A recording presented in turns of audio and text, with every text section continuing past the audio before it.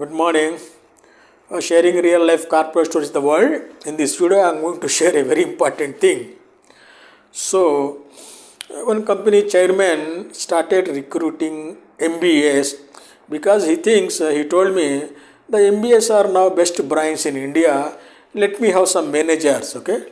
He selected one or two MBAs to perform and all could not perform. One performed, remaining failed, he terminated, okay?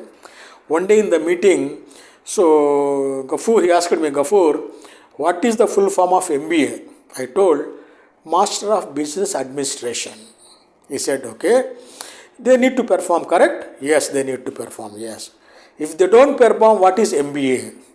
I told MBA is MBA. No, if they don't perform, I prefer them to call as a Maha, bekar, admi in Hindi. Say, Maha, bekar, admi means the useless man in English. Maha, bekar, admi.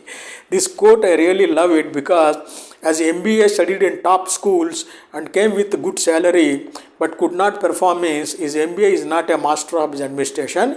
His MBA is called Maha, bekar, admi. Thank you very much. If you like the video, please share, comment. I will be posting a lot of videos in coming months. Okay. Thank you.